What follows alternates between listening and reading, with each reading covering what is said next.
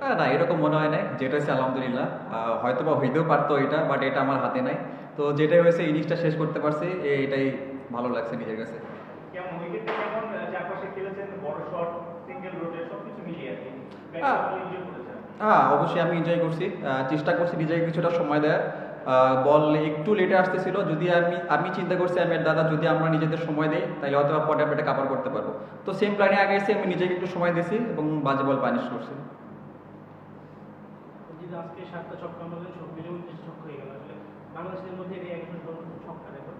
BPL যদি হিসাব করেন তাহলে শুধু একজন আছে উপরে, ক্রিস গেইল।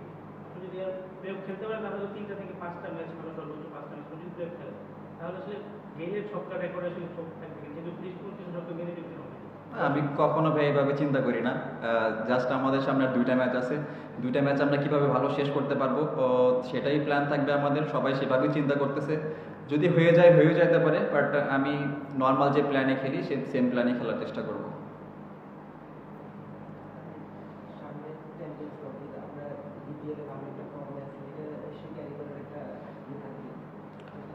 দেখেন ওইটা ডিফারেন্ট ফরম্যাট, ওডিআই ফরম্যাট। এখানে যেরকম প্রথম পাওয়ার প্লেতে মানে কুইক খেলতে হয়, রান তুলতে হয়, ওইখানে হয়তো আরও একটু বেশি সময় পাওয়া যায়।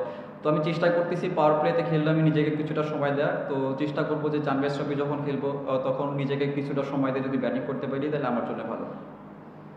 আপনি ভালো বলছেন, অভিনন্দন আপনাকে।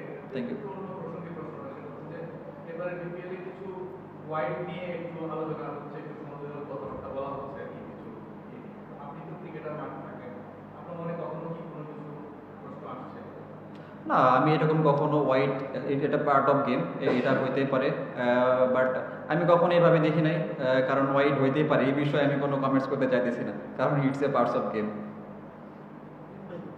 মানে এই যেটা আপনি শুরু থেকে আসলে অনেক ক্লিন ক্লিন হিটিং করতে পারেন, ছক্কা আসলে বাংলাদেশের ব্যাটসম্যানদের জন্য একটা রেয়ার যে তারা ক্লিন করতেছে, বড় বড় ছক্কা মারছে, রেগুলার তাও আপনি টানা ছক্কা মারছেন প্রতি ম্যাচে। আসলে ছক্কার জন্য আসলে কীভাবে নিজেকে প্রস্তুত করবে, রহস্যটা কি, নিজের প্রস্তুতির বিষয়টা? এটার কোনো রহস্য নাই ভাই। আমি ন্যাচারালি এরকম খেলি, প্র্যাকটিসে ট্রাই করি নিজের যেটা স্ট্রং জোন সেটা নিয়ে কাজ করার, এবং যেটা আমার গেমে যে ভুলগুলো হয় সেগুলো নিয়ে কাজ করার। তো এটার কোনো রহস্য নেই ভাই, জাস্ট আমি নর্মাল ন্যাচারাল খেলা খেলি। এর মধ্যে পয়েন্ট টেবিলে 4 রয়েছে ঢাকা, শেষ দিকে এসে পয়েন্ট টেবিলটা জমে গেছে। কি মনে হচ্ছে বাকি দুটো ম্যাচ জিতলে কোনোভাবে সম্ভব এটা প্লে-অফে খেলা? সত্যি কথা বলতে আমরা এখন শেষ দিকে এসে এগুলো চিন্তা করতেছি না। আমরা জাস্ট ফোকাস করতে যদি সামনের ম্যাচে, সামনের দুইটা ম্যাচ যদি আমরা ভালোভাবে শেষ করতে পারি তাই হয়তো বা চান্স হইতেও পারে। বাট আমরা যদি এটা নিয়ে আর এক্সট্রা বেশি নিতে চাই না, কারণ আমাদের শুরুটা ভালো হয় নাই।